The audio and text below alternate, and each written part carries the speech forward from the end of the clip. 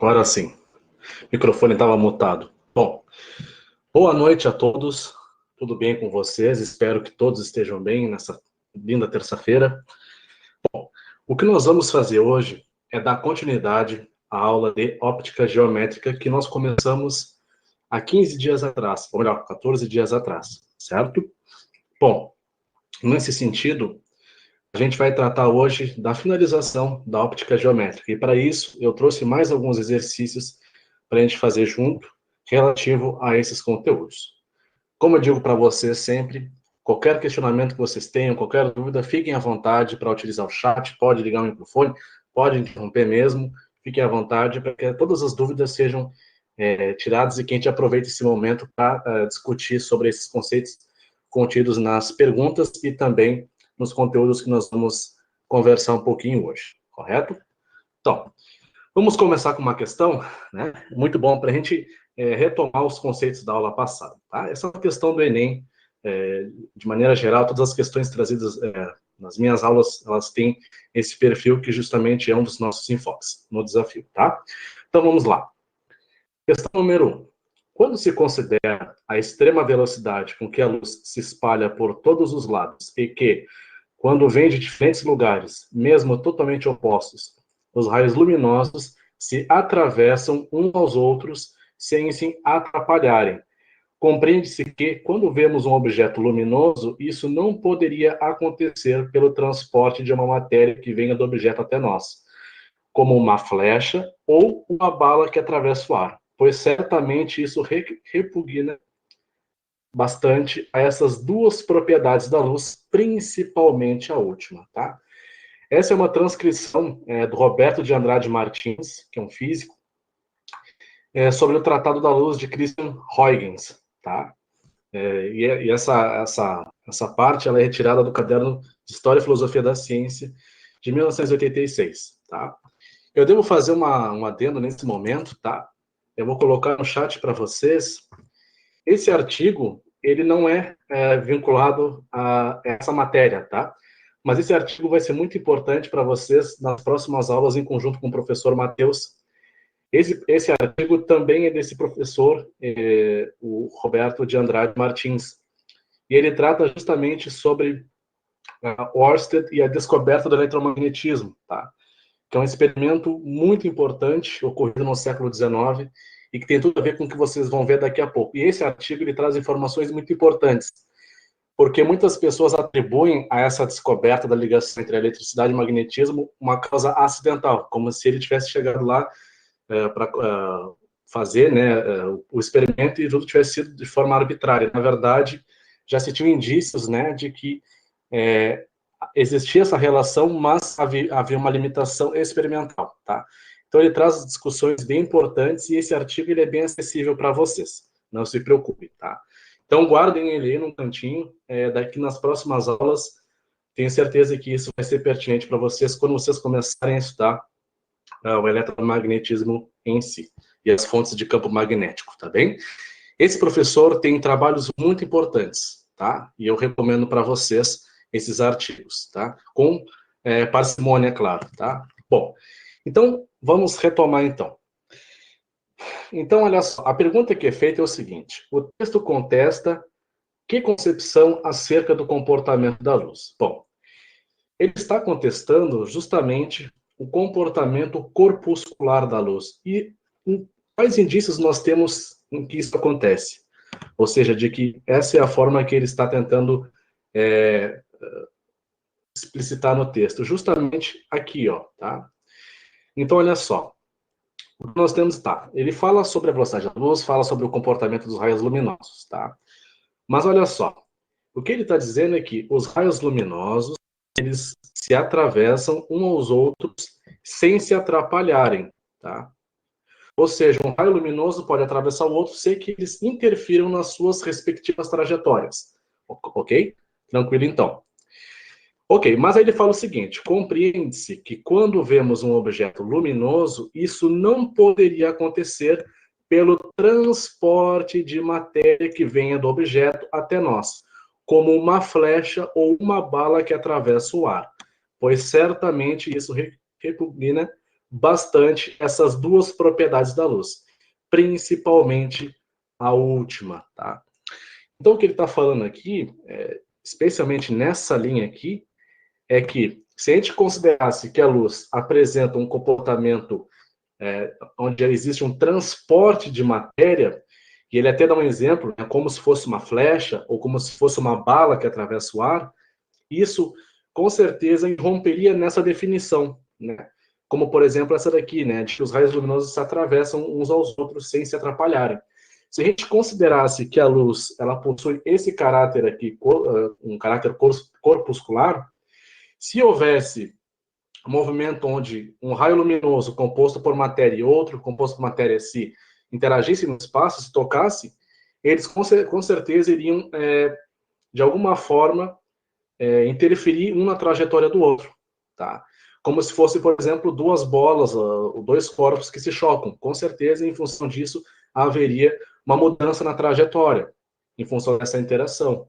Então, o que ele está tentando mostrar aqui, com esse texto, e ele nos dá alguns indícios, algumas pistas, isso é muito importante, é que aqui nós estamos considerando um comportamento ondulatório para a luz, tá?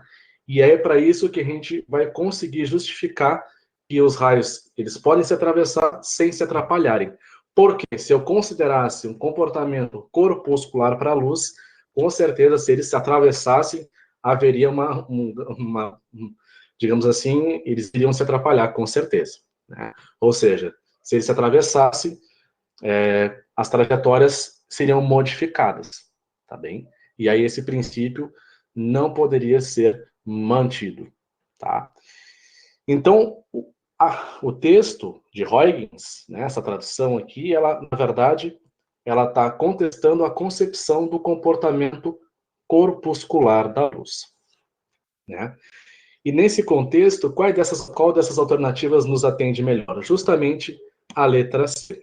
Ela é a única que fala sobre o comportamento corpuscular.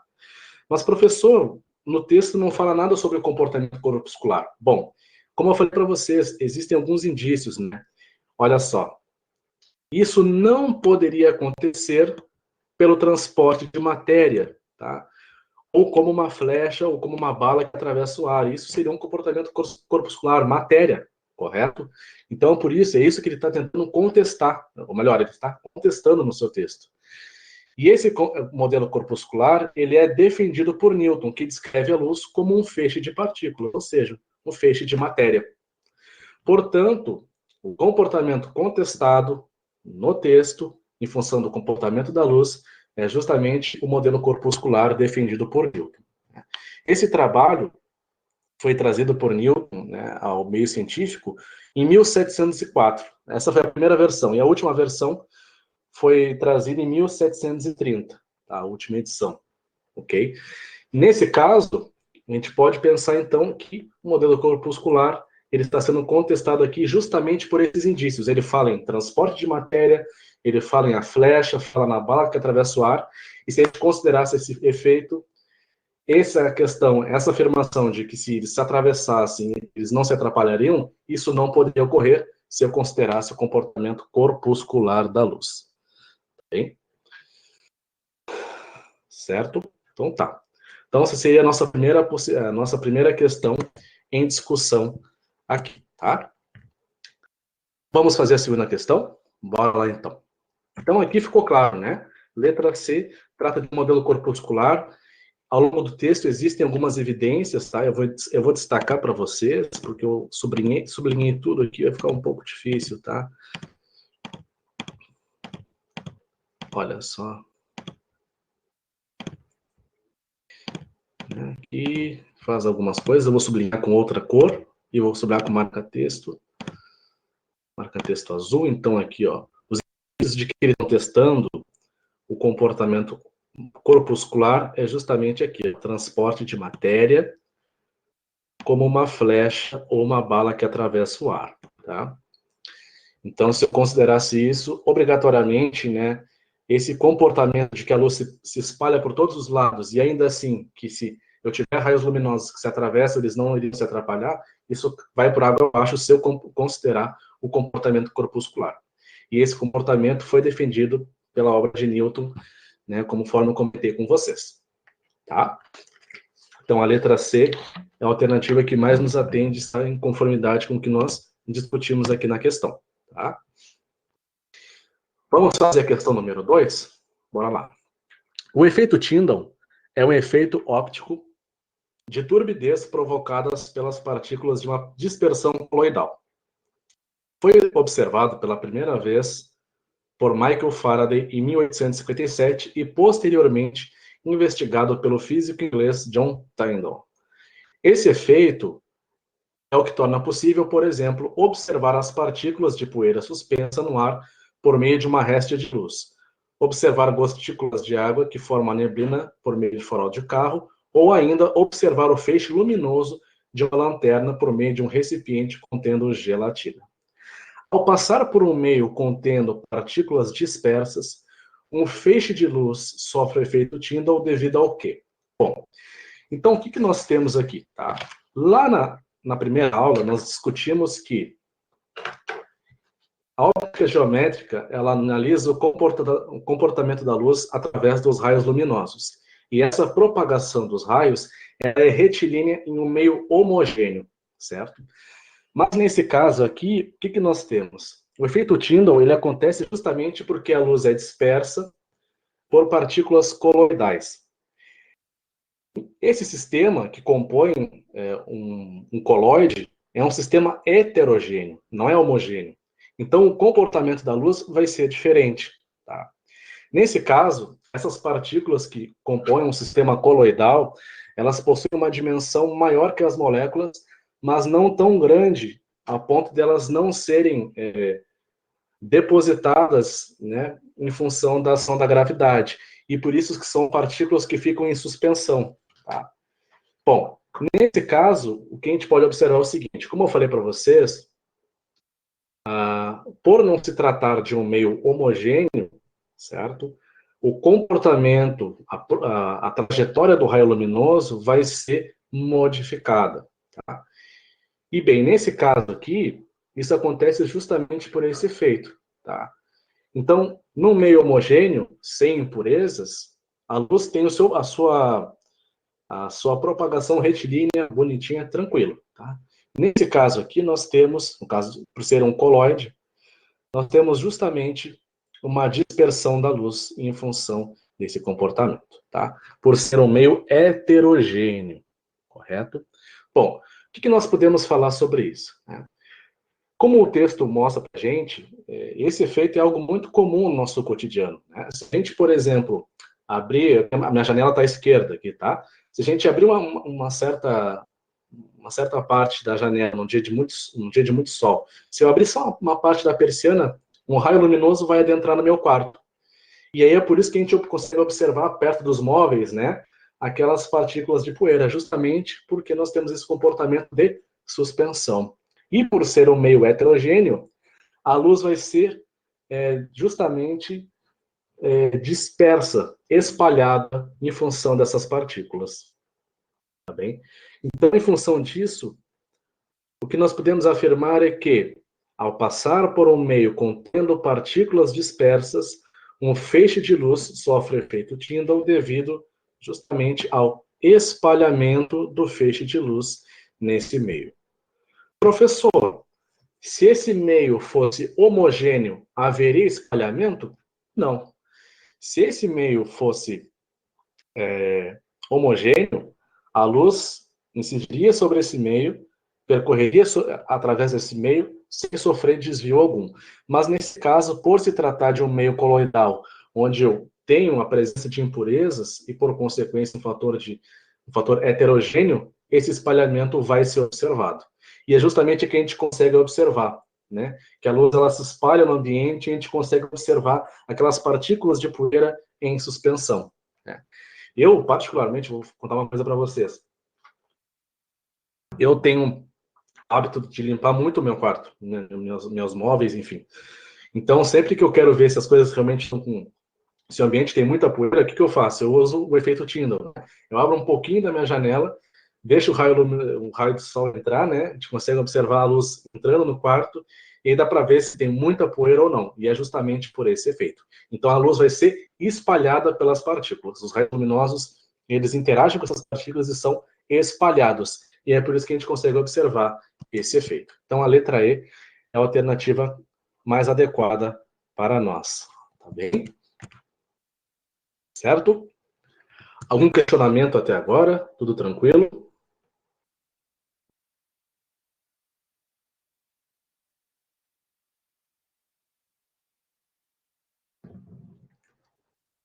Vocês têm algum questionamento?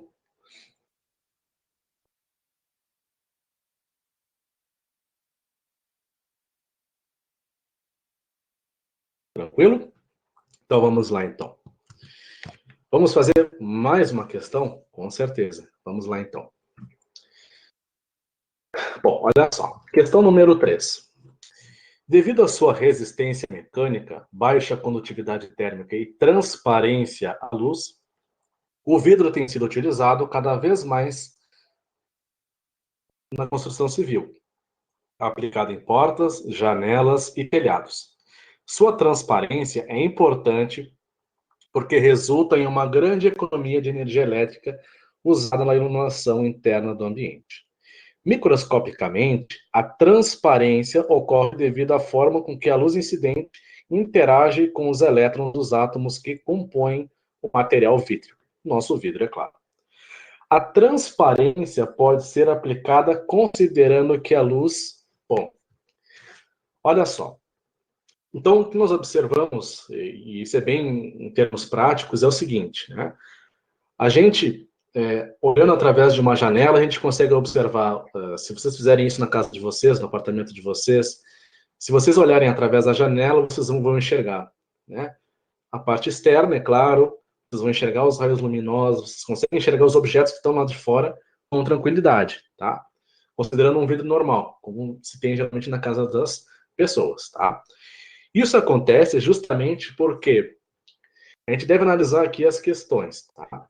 A primeira, as questões, as alternativas, tá? A letra A, ela nos diz o seguinte: a transparência pode ser explicada considerando que a luz, letra A, é absorvida pelos elétrons e transformada em calor. Nesse caso, nós temos aqui uma contradição. Em primeiro lugar, em função de que a luz é absorvida pelos elétrons. Se isso realmente acontecesse, a gente com certeza não veria o que está do outro lado da nossa casa, por exemplo, lá de fora. E ainda assim, né, nós temos aqui um outro fator que é justamente que o vidro possui baixa condutividade térmica, tá? E a sua transparência. E nesse caso aqui, a luz ela é absorvida pelos elétrons e transformada em calor. Isso também possui um equívoco, tá? Justamente por essa característica aqui. É claro, nós temos, se nós pegarmos um corpo, por mais que ele tenha baixa condutividade térmica e ele conseguir absorver a luz, ele vai transformar isso em calor, ok. Mas a chave principal é justamente o quê? A transparência se baseia justamente pela luz não ser absorvida. Ela tem que passar por aquele material sem ser absorvida. Se ela fosse absorvida, nós não enxergaríamos nada, e aí não haveria transparência. Tá? Então a letra A está equivocada. Letra B. A luz é absorvida pelos elétrons e reemitida em todas as direções. Nesse caso, para que nós tivéssemos a absorção da luz pelos elétrons e essa luz fosse reemitida, com certeza ela não seria reemitida num comprimento de onda visível para nós, certo? E aí, por isso, a gente continuaria não enxergando nada. Eu poderia ter um material que absorve a luz em função dos elétrons e esses elétrons, ao voltarem ao estado fundamental, eles vão emitir radiação eletromagnética em todas as direções, ok? Mas isso sempre vai ocorrer justamente um comprimento de onda que não é visível para nós, como por exemplo o infravermelho. Então a gente continuaria não enxergando nenhum objeto em função da não transparência, tá? Esse processo de absorção, só fazendo um comentário, gente, onde você absorve a energia dos fótons e depois emite num comprimento de onda, esses fótons, mas com uma energia menor, e por consequência uma frequência menor, isso vai interferir no comprimento de onda e etc e tal, isso, na verdade, é algo que geralmente não é abordado no ensino médio, tá? Isso envolve a própria física moderna, a mecânica quântica. Isso geralmente não é trazido no ensino médio, seja numa escola pública ou seja numa escola particular, tá? Não estou dizendo que nunca vai acontecer, mas é muito difícil, a gente sabe, tá? Mas ainda assim, eu estou explicando para vocês, então, correto? Então, uma letra B também não é, tá? Justamente porque se a gente considerasse que ela fosse absorvida pelos elétrons e ela fosse reemitida, com certeza ela seria reemitida num comprimento de onda que não seria a da luz visível, e a gente continuaria não enxergando nada, tá bem? Mas não é o caso aqui. A transparência não se trata de absorção, é justamente ao contrário. Vamos para a letra C? Ó, a letra C parece razoável, né? Vamos lá. Letra C. A luz não é absorvida pelos elétrons e é espalhada em suas diversas direções. Bom, será que isso é verdade? Na verdade, no caso de uma transparência, o que nós observamos é que ela não vai ser absorvida pelos elétrons e ainda assim ela vai continuar o seu caminho em trajetórias regulares sem haver uma alteração na trajetória, tá? Portanto, a letra D é a alternativa mais correta para nós.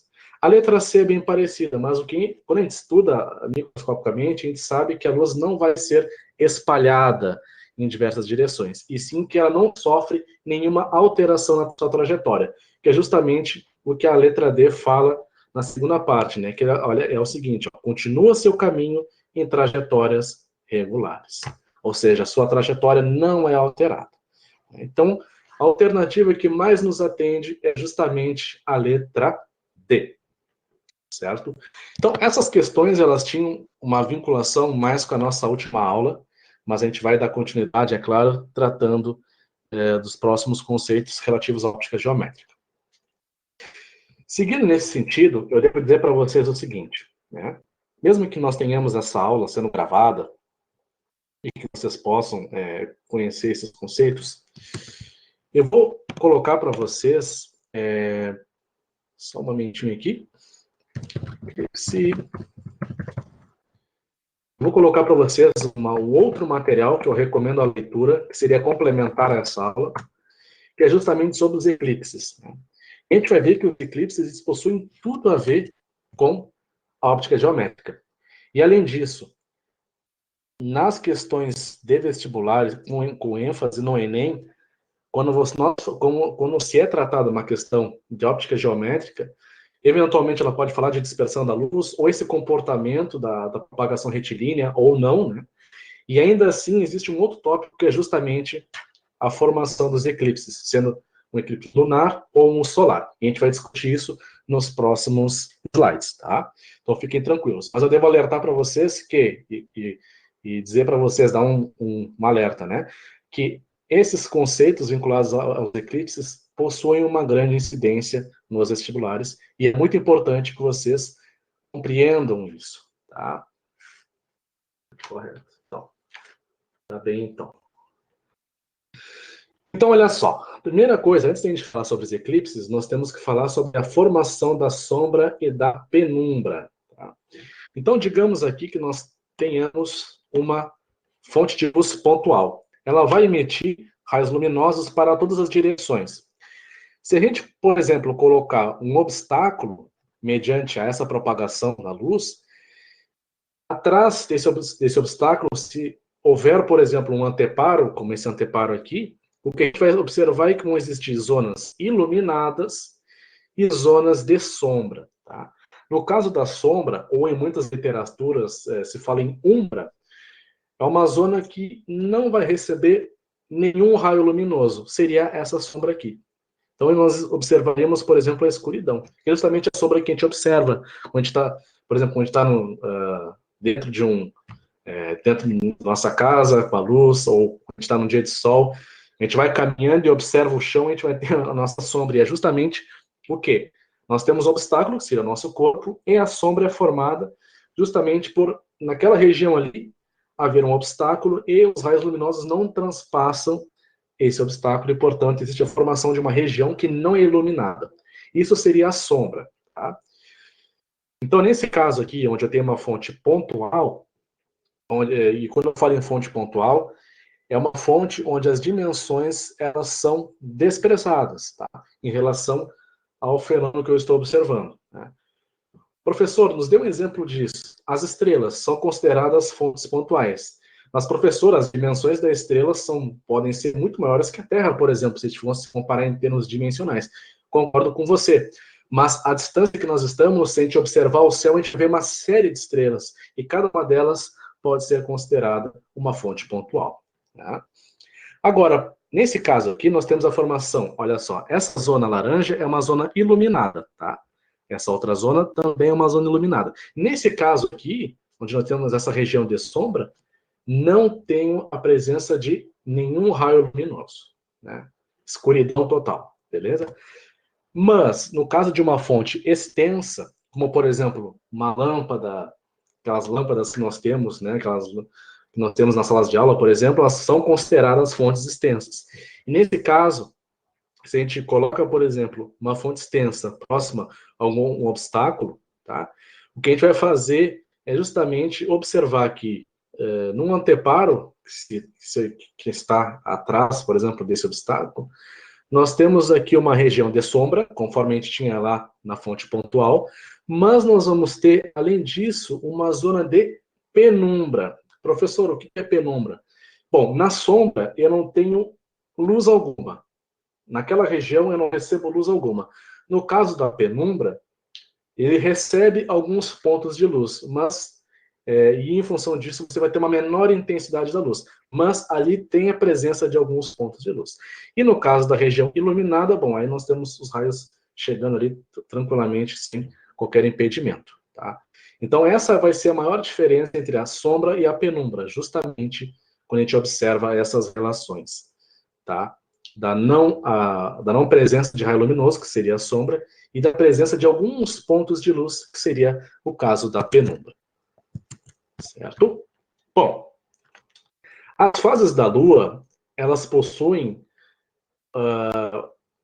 uma importância muito grande nesse contexto das abordagens de questões de óptica geométrica, tá? E eu já vou mostrar para vocês como isso acontece. Então, olha só. A luz é uma fonte de luz secundária. E nós só enxergamos ela porque ela reflete a luz do Sol, tá? Bom, então qual seria a fonte primária? Justamente o Sol. Então o Sol é uma fonte de luz primária e essa luz incide sobre a Lua e a Lua reflete essa luz até chegar aqui nos nossos olhos, tá? Em função disso, a gente pode considerar a Lua como uma fonte de luz secundária. Por isso, dependendo da posição dela em relação a nós, na Terra, em relação ao Sol, nós vamos ver diferentes partes de sua superfície iluminada. E é justamente isso que explica, né, em função do movimento de translação da Lua em relação à Terra e do movimento da Terra de translação em relação ao Sol, a presença das fases da Lua, que são 8, tá? Então nós temos a Lua nova, a Lua crescente côncava, a Lua quarto crescente, a Lua crescente convexa, a Lua cheia, a Lua minguante convexa, a Lua quarto minguante e a Lua minguante côncava.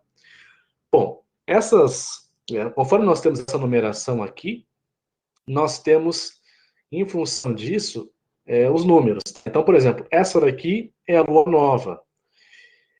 Essa daqui, por exemplo, a 5, seria a Lua cheia. Ela está completamente iluminada, enquanto que essa aqui ela está completamente obscurecida, tá? E tem um detalhe muito importante que se refere a essa representação aqui. Por quê?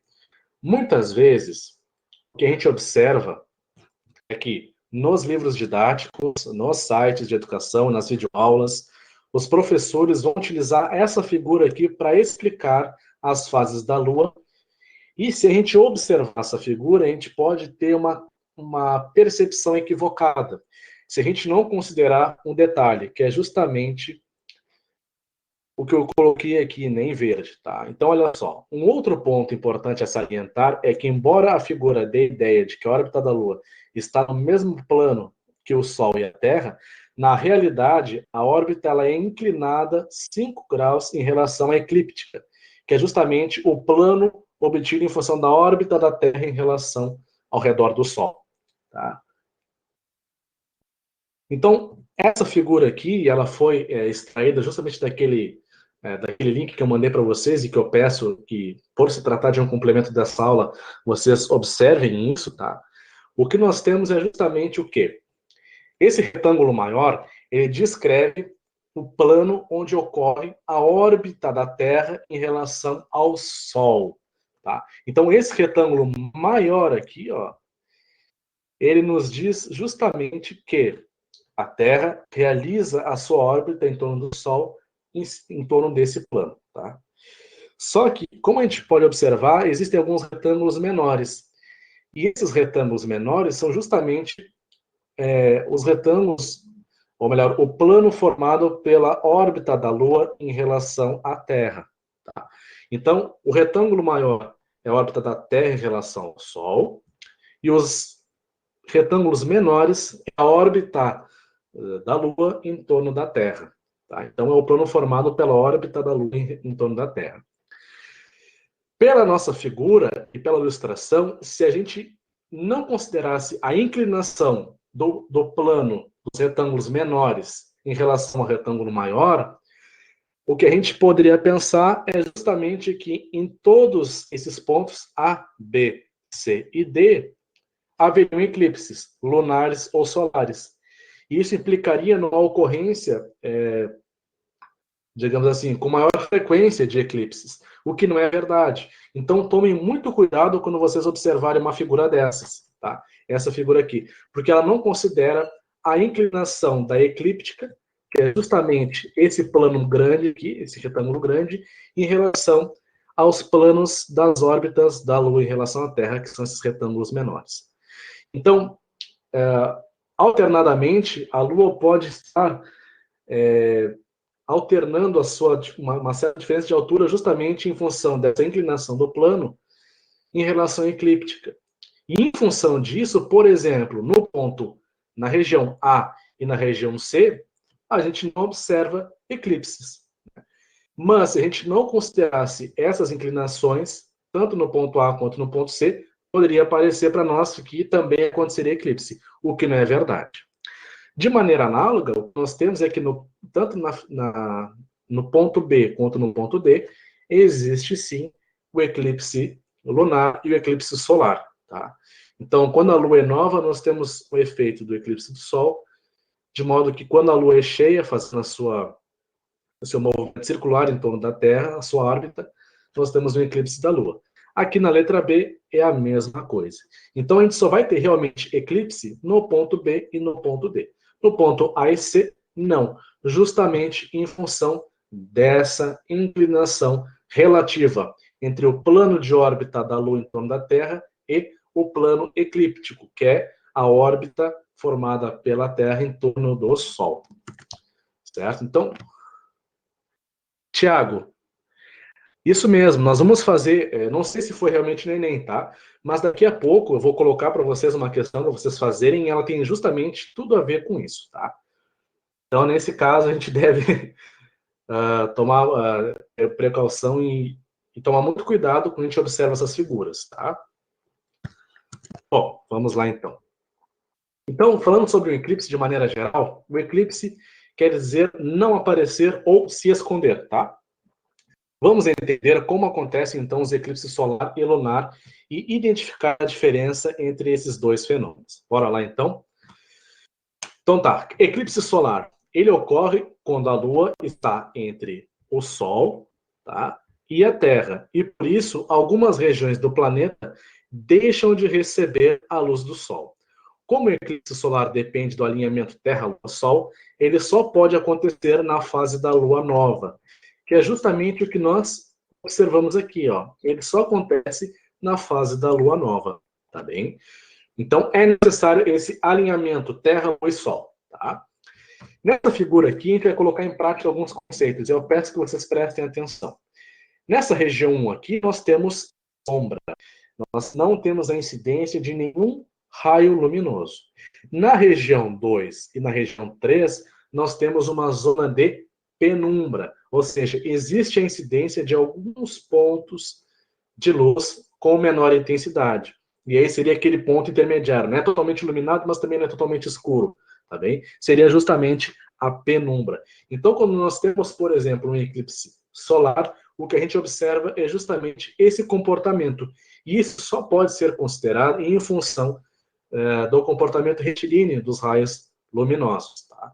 Então, as condições para que o eclipse solar aconteça é justamente quando a Lua ela está entre o Sol e a Terra e existe um alinhamento entre eles. Isso só vai acontecer quando a Lua ela é nova, tá bem? Bom, já o eclipse lunar, ele acontece quando a Lua entra numa região de sombra ou penumbra criada pela Terra. E aí, nesse sentido, ocorre justamente o eclipse lunar. Então, em função da órbita da Lua em torno da Terra, se a Lua estiver justamente nessa região, o que nós observamos é, aqui novamente, nós temos uma zona uma zona escura, que seria uma zona de sombra, e nas duas, tanto na extremidade superior quanto na extremidade inferior, nós temos uma zona de penumbra, tá? E aqui nós temos justamente a definição para que nós tenhamos, por exemplo, a ocorrência de um eclipse lunar. Então, ela vai acontecer justamente quando a Lua ela está numa região de sombra ou penumbra criada pela Terra. Tá? Então, no caso do eclipse solar, a Lua tinha que estar justamente entre o Sol e a Terra. Tá? Nesse caso do eclipse lunar, a Lua vai estar numa região atrás da Terra em relação ao Sol, justamente para que se tenha essa região de sombra ou penumbra, que é justamente criada pela Terra. Tá? Então, nessa região aqui, nós não temos a incidência de raios luminosos, e na parte superior e na parte inferior, nós temos uma zona onde nós temos a incidência de alguns pontos de luz, mas em menor intensidade. Sim? Bom, vamos lá então. Essa questão é com vocês. Colocar em prática, tá? Então, olha só. Vocês vão considerar essa ilustração representada pela Terra, Lua e Sol. Ele define, é claro, que se trata de um eclipse solar e ele dá as possibilidades para vocês, tá? Eu vou dar um tempo de 5 minutos, 4 minutos para que vocês façam essa questão. Ou melhor, 3 minutos, porque ela é bem tranquila de fazer. 13 minutos, eu vou desligar o microfone, em 3 minutos a gente retorna e faz a correção. Pode ser? Se vocês quiserem colocar as alternativas, ou melhor, a alternativa que vocês escolheram, fiquem à vontade, tá?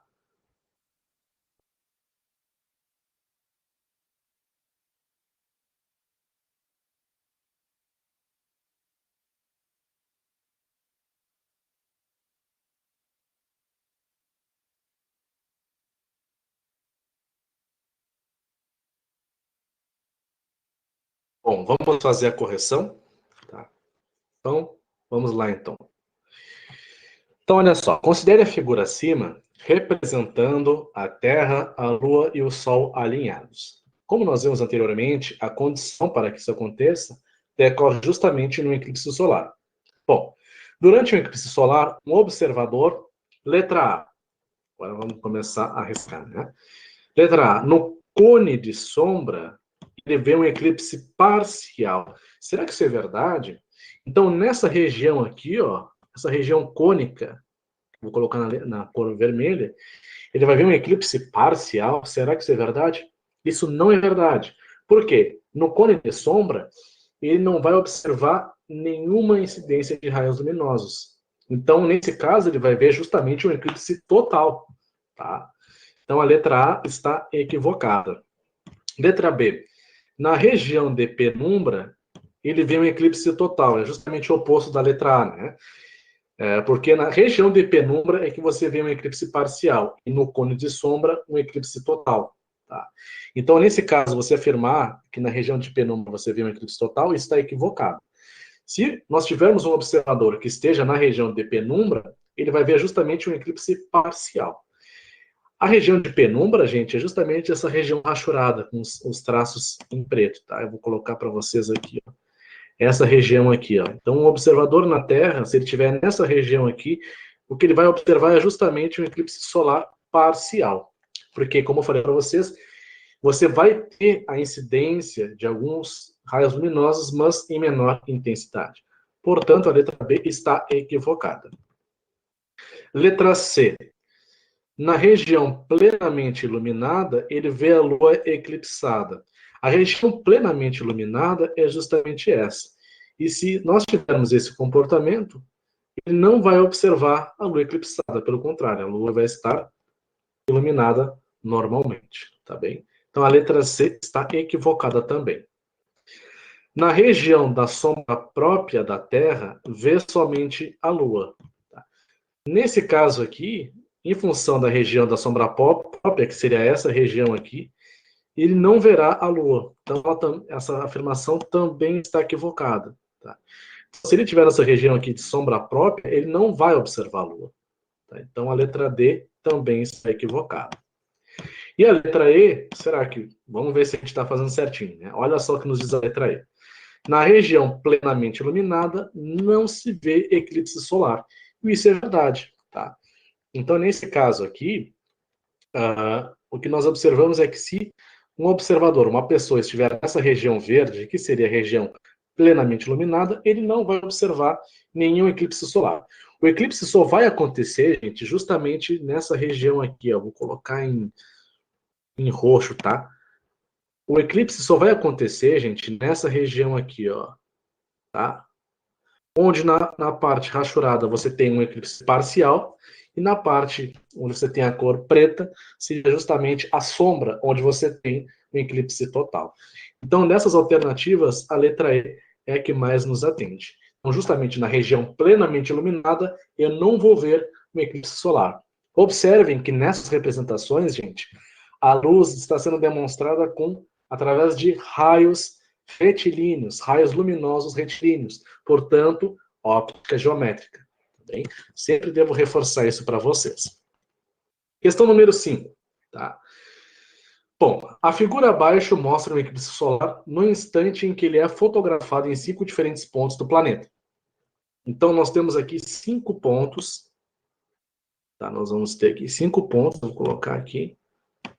Então, ele observa nesse ponto, nesse aqui, mais próximo, depois nesse outro ponto e, por fim, nesse outro ponto. Bem, e aí, em função dessa observação, ele tem 5 pontos de observação. Em função disso, foram tiradas 3 fotografias que são reproduzidas abaixo. Então, nós temos a primeira fotografia, a segunda fotografia e a terceira fotografia. Tá bem? As fotos poderiam corresponder, respectivamente, a quais pontos? Poxa, rasurei aqui, só um pouquinho. Fiz burrada aqui, né? Vamos voltar aqui. Então, essas 3 fotos que foram tiradas, elas poderiam, respectivamente, ser relacionadas a quais pontos? Vamos analisar essa figura número 1. Tá? Bom, para que eu observasse um padrão onde uma breve parcela da Lua é iluminada, tá? Uma pequena parcela que é iluminada do Sol, tá?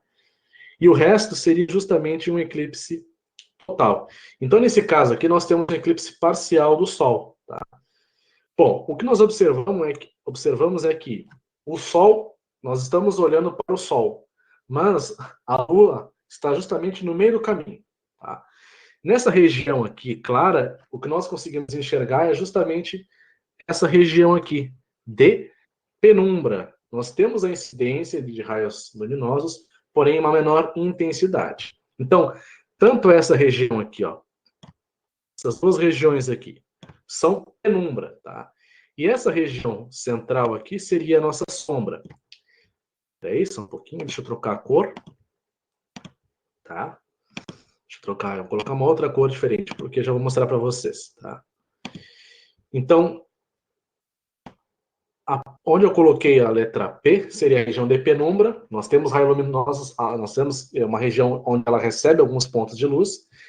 E nós temos a região da sombra, que é justamente essa região aqui, né? Mas essa região não recebe luz alguma. Gente, quando a gente observa essas fotografias, o que a gente deve fazer? Qual é a dica que eu dou para vocês? Vocês devem coletar as informações dessa ilustração aqui, com os pontos, em função da eclipse solar, e levar essas informações e conectá-las com as fotografias. Então, assim, ó, o que a gente pode observar? A região escura, gente, é justamente a observação da sombra. Então, aqui nós temos a sombra, sombra, sombra, tá? E as demais, a parte que nós observamos, que seria essa parte clara, seria justamente a região de penumbra, tá? Então, a gente deve identificar essa relação da parte da região de penumbra e sombra em função dessa ilustração que nós temos aqui, tá? Então, olha só. Vamos lá. Na figura 1, a região de sombra, ela deve estar predominando a minha observação. Isso só vai acontecer se estiver bem próximo dessa região da sombra aqui. Então, eu só posso considerar os pontos 3 e 4. Tá? Então, quando a gente observa esses 5 pontos aqui, quanto mais próximo eu estiver da região de sombra, mais obscurecida vai ser a minha fotografia. Tá? Nesse caso aqui, quando a gente observa os 5 pontos, nós observamos a primeira fotografia, vamos primeiro analisar a primeira fotografia, tá? O que a gente observa é que a região direita, nós temos a sombra, e a parte esquerda seria a penumbra. Desses pontos aqui, se nós temos apenas as possibilidades 3 e 4, para que nós tivéssemos a penumbra do lado esquerdo, por consequência, seria justamente o ponto número 3 de observação. Então, se eu estivesse situado no ponto 3, se eu tirasse uma fotografia, o que eu observaria seria justamente a figura número 1. Vamos para a figura número 2? Então tá. Primeira figura, então, é o ponto 3. Tá? Bom, na segunda figura, o que eu tenho é justamente maior parte do meu eclipse, mesmo sendo um eclipse parcial, a maior parte é preenchida por uma penumbra e a menor parte seria a sombra. Então, nesse caso, eu teria que estar me afastando justamente da sombra. Bom, o que nós observamos é que a sombra está à esquerda e a penumbra à direita. Então, a gente só poderia observar os pontos e considerar, é claro, os pontos 4 e o ponto 5. Bom, o ponto 4, ele está justamente mais próximo da sombra. Então, a gente veria um efeito justamente similar à figura 1, só que invertida. Então, não nos atende. Por consequência, a figura 2, ela está mais vinculada ao ponto 5. Então, se eu estivesse naquele ponto número 5, se eu tirasse uma fotografia, eu iria enxergar justamente a figura número 2, a fotografia 2. Então, esse aqui seria a nossa ilustração. Então, no ponto 5, tá? Peraí, deixa eu colocar aqui, deixa eu tirar. Certo?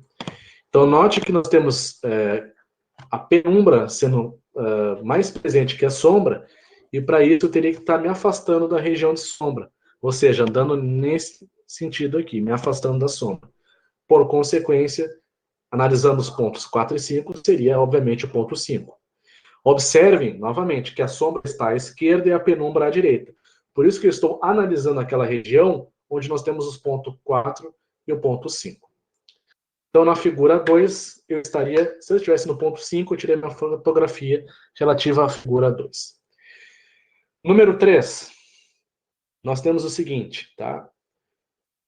Grande parte, tá? De maneira majoritária, não majoritária, mas digamos que 2/3 do meu eclipse solar acontece de maneira parcial, é claro, e sendo que 2/3 é penumbra e aproximadamente 1/3, sem muito rigor, seria a sombra. Tá? Então, nós teríamos aqui um caso intermediário. Tá? Porque se nós, em primeiro lugar, agora a sombra está à direita e a penumbra está à esquerda. Então, nós só podemos pensar nos pontos 1, 2 e 3. O ponto 3 é relativo à figura 1. Então, eu só poderia pensar no ponto 1 e 2. No caso do ponto 1 e 2, qual deles atenderia melhor essa fotografia? Justamente o ponto 2. O ponto 2, de maneira simétrica, ele está situado aproximadamente como o ponto 5. Tá? O ponto 1 está na outra extremidade, está bem na extremidade. Então, o que eu observaria seria justamente muito pouca sombra e bastante penumbra, o que não é observado aqui. Né?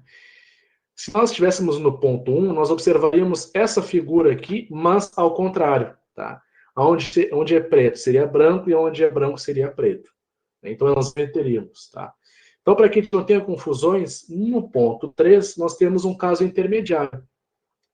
No ponto 2, perdão. E aí, se a gente estivesse no ponto 2, tirando uma fotografia, o que a gente observaria seria justamente a figura número 3. Por consequência, quando a gente observa as alternativas, a letra A é a que mais nos atende. Então, para as fotografias 1, 2 e 3, o que nós temos justamente seria a observação dos pontos 3, 5 e 2.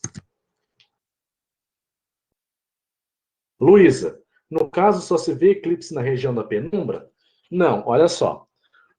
Tanto na penumbra quanto na sombra, você vai observar um eclipse. A diferença é que na sombra o eclipse vai ser total e na penumbra o eclipse vai ser parcial.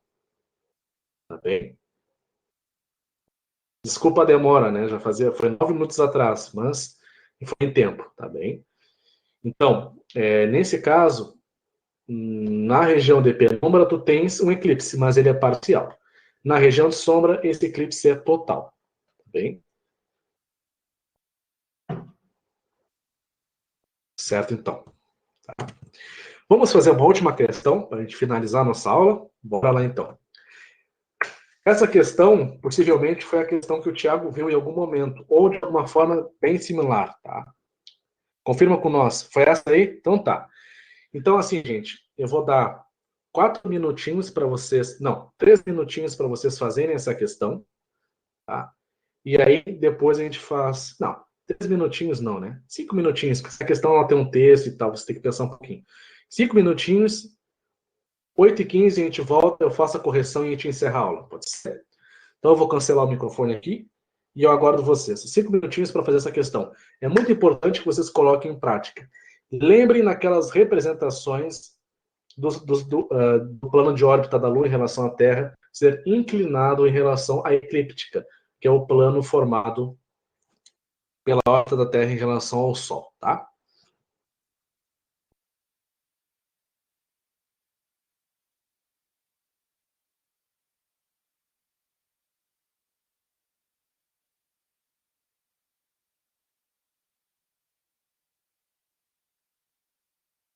Certo, então. Vamos fazer a correção, então. Tá? Bem, então olha só. A figura mostra de maneira esquemática uma representação comum em diversos livros e textos sobre eclipses. Apenas analisando essa figura, um estudante pode concluir que os eclipses podem ocorrer 2 vezes a cada volta completa da Lua em relação ao Sol, ou perdão, em relação à Terra. Apesar de a figura levar a essa percepção, algumas informações adicionais são necessárias para se concluir que nem o eclipse solar e nem o lunar ocorrem com tal periodicidade. A periodicidade dos eclipses ser diferente da posição da possível percepção do estudante ocorre em razão do quê? Isso justamente está vinculado com o que eu mostrei para vocês, tá? Então, conforme o Tiago e a Luísa haviam colocado, nós teríamos como alternativa correta justamente a letra B, né? Onde a gente considera que os planos das órbitas da Terra e da Lua são diferentes. E é por isso que nós não verificamos essa tal periodicidade, tá? Então, considerando uma inclinação, essa inclinação, na verdade, aqui ele fala que os planos da órbita e da Terra e da Lua são diferentes. Isso justamente se dá em função da inclinação, tá? Então, nós temos aqui uma decorrência em função da inclinação. É uma inclinação de 5 graus, tá? Tá certo? Então, conforme eu tinha comentado com vocês, esse texto, né, a introdução, ela nos mostra justamente aquela problemática que eu tinha comentado com vocês. E essa figura aqui, gente, utilizada, essa questão foi retirada do Enem de maneira integral, não houve nenhuma alteração, seja no texto ou na figura, é claro. Essa figura, ela decai, ou melhor, ela recai justamente naquela problemática que eu falei para vocês. Porque essa figura, ela é essencialmente igual àquela que eu tinha mostrado para vocês. E eu coloquei propositalmente, porque vocês podem observar que nos livros de física, nos livros de geografia, quando se fala em eclipses, justamente se cai nessa problemática. O aluno pode pensar que os eclipses lunares solares acontecem com maior frequência, se não levar em consideração que o plano de órbita da Terra em relação ao Sol e o plano de órbita da Lua em relação à Terra são diferentes. E em função dessa inclinação, eu não verifico tal periodicidade. Então, por consequência, a periodicidade dos eclipses ser diferente da possível percepção do estudante, observou naquela figura ali, ocorre justamente e é justificado pela letra B. Tá? Aquele material que eu mostrei para vocês, ele mostra justamente isso, tá? Peço que vocês, vou colocar ele novamente aqui, tá? Essa leitura ela é acessível para vocês, tá? E ela é muito importante. Eu acredito que vai complementar as coisas que nós discutimos aqui na aula com maior pormenores, com maiores detalhes, tá bem? Se não há a presença de maiores dúvidas, agradeço pela presença de vocês, foi um prazer estar na companhia de todos.